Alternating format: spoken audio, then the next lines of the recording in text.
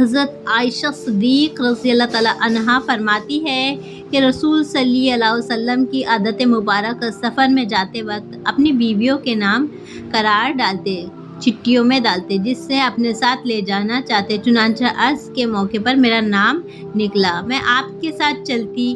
یہ واقعہ پردے کی آیت اترنے کے بعد کا ہے۔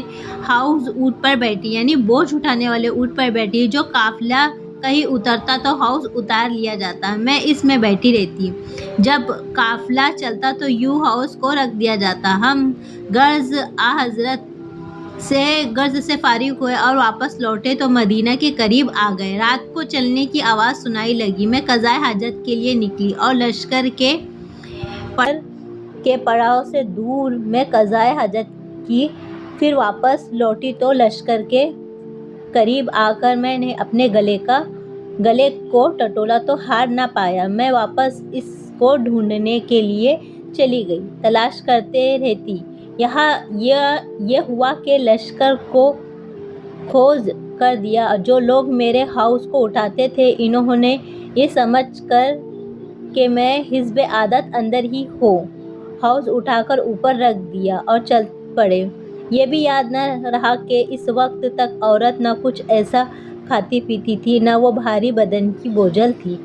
میرے حوض کو اٹھانے والوں کو میرے نہ ہونے کا مطلق پتہ نہ چلا، اور اس وقت میں واعظ عمر کی تھی۔ عرض بہت دیر کے بعد مجھے میرا ہار مل گیا۔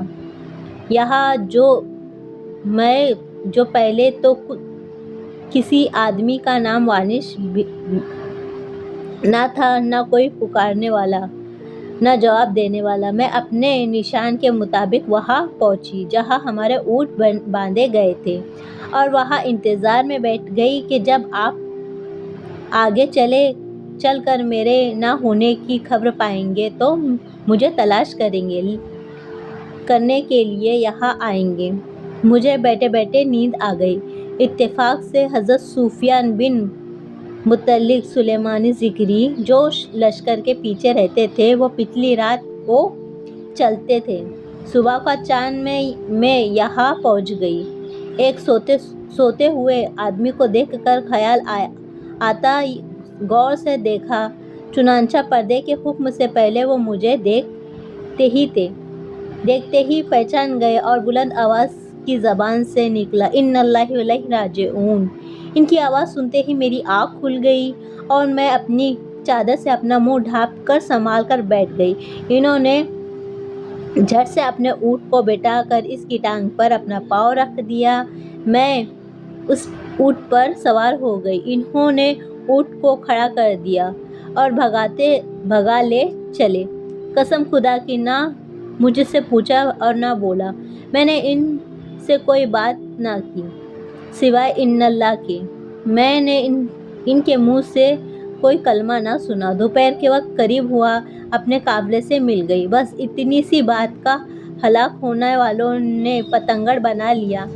ان کا سب سے بڑا بات بنانے والا عبدل بن ابی بن سلول تھا۔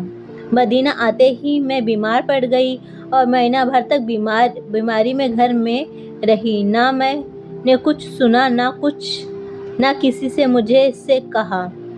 جو کچھ گل و غبار والے لوگ میرے ہورہار تھے، اس بے خبری تھی۔ البتہ میرے دل میں یہ خیال بس واقعی گزرا تھا کہ رسول صلی اللہ علیہ وسلم کے مہر محبت کی کمی کی کیا وجہ ہوگی۔ بیماری میں عام طور پر جو مشقتیں حضور اقدس صلی اللہ علیہ وسلم کو میرے ساتھ ہوتی تھی، اس بیماری میں وہ بات نہ پائی جاتی تھی۔ اس لیے مجھے رنج تو بہت تھا مگر کوئی وجہ معلوم نہ تھی۔ بس حضرت تشریف لاتے اور سلام کرتے اور دریافت کرتے اور طبیعت کیسی ہے اور کوئی بات نہ کرتے۔ اس سے مجھے بڑا صدمہ ہوتا، مگر بہتان باز کی تہمت سے میں بالکل غافل تھی۔ اس وقت تک گھر میں بیت الخلاء کا انتظام نہ تھا، لیٹرین کا انتظام نہ تھا، اور عرب کے قدیم عادتیں کے مطابق ہم لوگ میدان میں قضائے حاجت کے لیے جایا کرتے تھے۔ عورتوں کا عموماً رات کو جایا کرتی تھی۔ گھر میں لیٹرن بنانے اور عام طور پر نفرت کی جاتی تھی۔ حزب عادت میں سلمہ بن رحمان ابن عبدالطلب بن عنف کے ساتھ قضائے حاجت کے لیے جاتی۔ اس وقت بہت ہی کمزور تھی۔ یہ سلمہ میرے والدہ کی خالہ تھی۔ ان کے والد صفر بن عامر کی لڑکی تھی۔ ان کے لڑکے کا نام مصطفیٰ بن عصا بن عبد المطلب تھا۔ جب میں واپس آنے لگی تو حضرت مصطفیٰ کا پاؤں چادر کے دامن میں الجھا اور وہ بے ساخت ان کے منہ سے نکل گیا۔ تاسن مستحار غارت ہو۔ مجھے بہت برا لگا اور میں نے کہا، تم نے بہت برا کلمہ بولا تو بے قرار تم اس گالی دیتی ہو جس نے جنگ بدر میں شرکت کی۔ اس وقت مستحار نے کہا، پھوپھی بولی، بی بی آپ کو کیا معلوم؟ میں نے کہا، کیا بات ہے؟ انہوں نے فرمایا، وہ بھی ان لوگوں میں ہے جو آپ کے بدنام کرتے پھرتے ہیں۔ مجھے سخت حیرت ہوئی۔ ان کی سرائی ہو گئی کہ کم سے کم مجھے سارا واقعہ تو کہا۔ اب انہوں نے بہتان بعض لوگوں کے تمام کارستان مجھے سنائے۔ میرے ہاتھوں کے طوفان اڑ گئے۔ رنج و غم کا پہاڑ مجھ پر ٹوٹ پڑا۔ مارے صدمے کے میں اور بیمار ہو گئی۔ بیمار تو پہلے سے ہی تھی، اس خبر سے تو نڈال کر دیا۔ جوں کر کے گھر پہنچی۔ اب صرف یہ خیال تھا کہ میں اپنے مائیکے جا کر اور اچھی طرح معلوم تو کر لوں کہ کیا واقعی میری نسبت ایسے افواہوں میں پھیل گئی ہے اور کیا کیا مشہور کیا جا رہا ہے۔ اتنے میں رسول صلی اللہ علیہ وسلم میرے پاس تشریف لائے اور سلام کیا۔ دریافت فرمایا کہ کیا حال ہے؟ میں نے کہا، آپ سے اجازت دیتے ہوئے میں اپنے والدہ کے یہاں ہو آؤں؟ آپ نے اجازت دے دی۔ یہاں تک کہ آپ کی والدہ سے پوچھا کہ امی جان لوگ میری طرف سے تعلق کیا ہی باتیں پھیلا رہی ہیں۔ انہوں نے فرمایا، بیٹی یہ تو نہایت ہی معمولی بات ہے، تم اپنے دل میں بھاری نہ کرو۔ کسی شخص کی اچھی بیوی جو اس سے محبوب ہو، اس کی کنواری بھی ہو، وہاں ایسی ہی باتوں کا کھڑا ہونا تو لازمی ہے، ہموار ہے۔ میں نے کہا، سبحان اللہ، کیا واقعی لوگ میری نسبت ایسی ہی افواہیں اڑا رہے ہیں؟ اب تو مجھے رنج و غم نے اس قدر گھیرا کہ بیان بہار ہے۔ اس وقت سے جو رونا شروع ہوا، اللہ ایک دم بھر کر آنسو تھمتے نہ تھے۔ میں سر ڈھال کر کے روتی رہی۔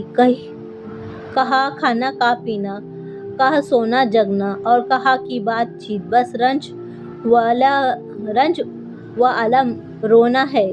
میں وہاں ساری رات اسی حالت میں گزار کے آنسو کی لڑیاں تھی۔ دن کو بھی یہی حال رہا۔ حضرت صلی اللہ علیہ وسلم نے حضرت علی دن کے یہ حال رہا اور حضرت صلی اللہ علیہ وسلم نے حضرت رضی اللہ تعالیٰ عنہا کو اور حضرت سلمہ بن زید رضی اللہ تعالیٰ عنہ کو بلوایا اور وحی میں دیر ہوئی اور خدا کی طرف سے آپ کو کوئی بات معلوم نہ تھی، اس لیے آپ نے ان دونوں حضرات سے مشورہ کیا، آپ مجھے الگ کر دیں۔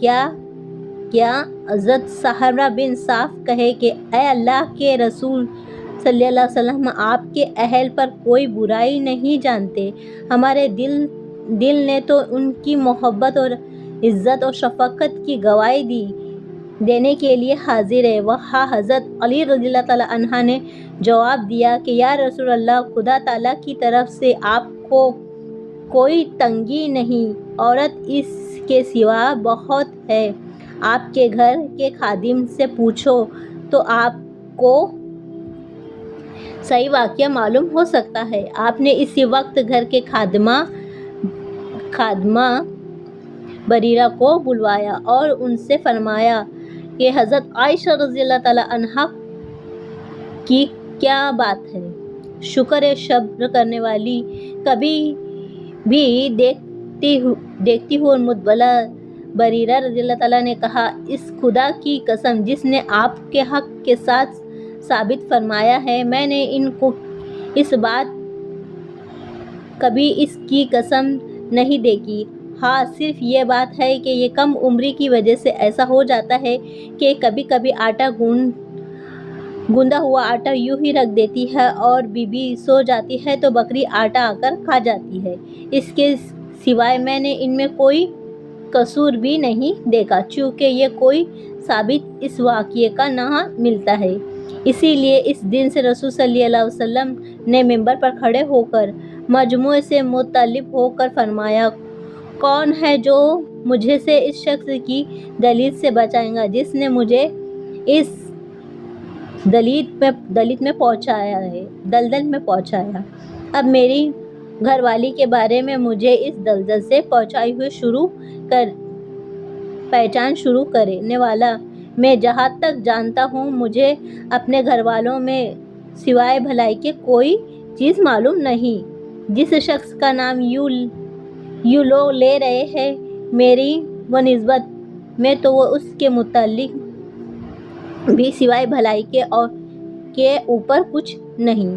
وہ میرے ساتھ ہی گھر میں آتا تھا۔ یہ سن کر ہی حضرت سعید بن معروف رضی اللہ تعالیٰ کھڑے ہوئے اور فرمانے لگے، یا رسول اللہ صلی اللہ علیہ وسلم، میں موجود ہوں۔ اگر وہ قافلہ اس کا شخص ہے تو ابھی ہم اس کی گردن تن سے جدا کر دیں گے، اور اگر وہ ہمارے اخراجات بھائیوں سے ہے تو بھی آپ جو حکم دیں گے ہم اس کو تعمیل کریں گے، غرض نہ کرو۔ یہ سن کر سعید بن عبد الرحمن وہ کھڑے ہوئے، اور یہ قبیلے کے خزرج کے سردار تھے، تو یوں بڑے نیک بخت۔ مگر حضرت سعید بن معروف رضی اللہ تعالیٰ اس وقت کی گفتگو سے انہوں نے اپنے قبیلے کی حمایت آ گئی اور ان کی طرف کرتے حضرت سعید بن رحمت اللہ سے کہنے لگے، نہ تو اس کے قتل کرے گا نہ اس کو قتل پر قید کرے گا۔ اگر تیرے قبیلے کا ہوتا تو اس کو قتل کیا جاتا کیا کبھی پسند نہ کرتا۔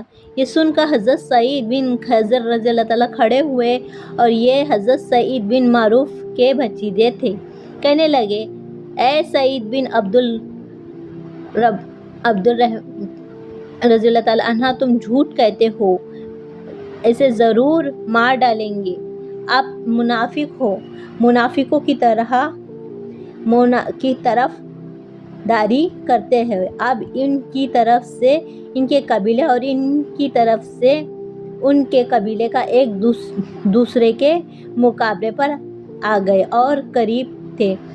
ونس وخاص یہ دونوں قبیلے آپس میں لڑ پڑے۔ حضور اقدس صلی اللہ علیہ وسلم نے منبر پر انہوں نے سمجھایا اور چپ کرنا شروع کیا، یہاں تک کہ دونوں طرف خاموشی ہو گئی۔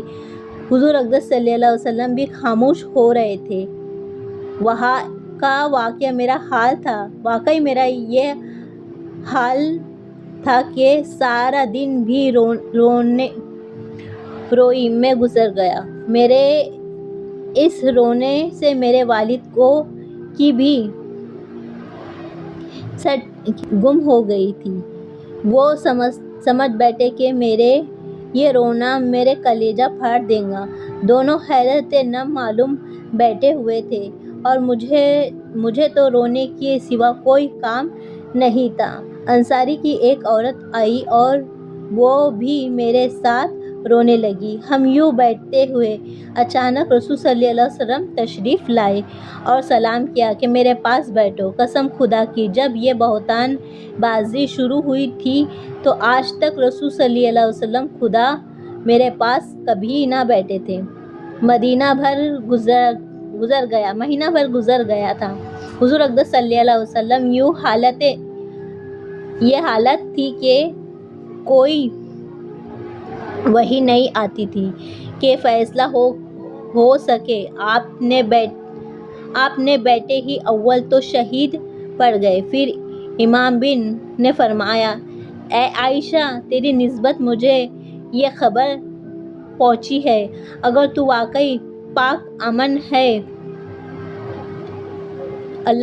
تو اللہ سے استغفار کر اور توبہ کر، اور بندے جب تو گناہ کرے تو اپنے کرارے گناہ کے ساتھ خدا کی طرف جھکتے ہیں اور اس سے معافی طلب کرتے ہیں تو اللہ تعالیٰ نے اسے بخش دیا۔ آپ اتنا فرما کر خاموش ہو گئے۔ یہ سن کر میرا رونا دھونا سب جاتا رہا، آنسو تھم گئے، یہاں تک کہ میں آنسو کا ایک قطرہ بھی نہ پاتی تھی۔ میں نے اول تو اپنے والد سے درخواست کی کہ میری طرف سے رسول صلی اللہ علیہ وسلم کو آپ ہی جواب دے دیں، لیکن انہوں نے کہا، میری سمجھ میں نہیں آتا کہ میں حضور اقدس صلی اللہ علیہ وسلم کو کیا جواب دوں۔ اب میں نے اپنی والدہ کی طرف سے دیکھ کر کہا کہ آپ صلی اللہ علیہ وسلم کو جواب دو، لیکن انہوں نے بھی یہی کہا۔ میں سمجھ سکتی ہوں کہ میں کیا جواب دوں۔ آخر میں نے خود ہی جواب دینا شروع کیا۔ عمر کچھ ایسی بڑی تو نہ تھی اور نہ کچھ زیادہ قرآن حفظ تھی۔ میں نے آپ سب نے ایک ہی بات سنی تھی اور اس پر اپنے دل میں بیٹھا لیا، گویا سچ بولی۔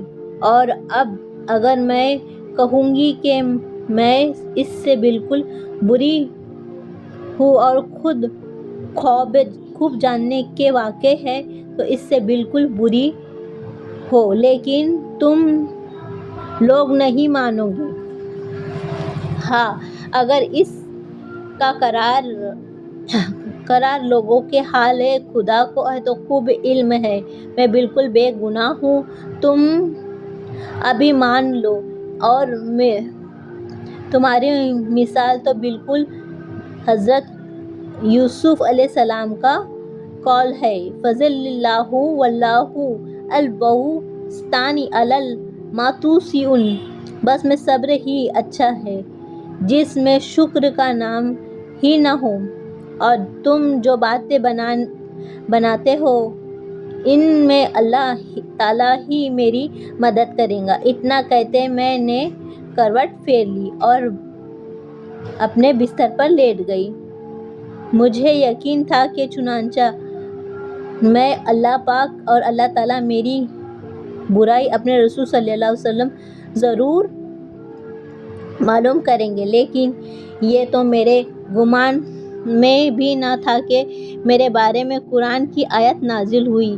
میں نے اپنے آپ کو اس سے بہت کمتر جانتی تھی۔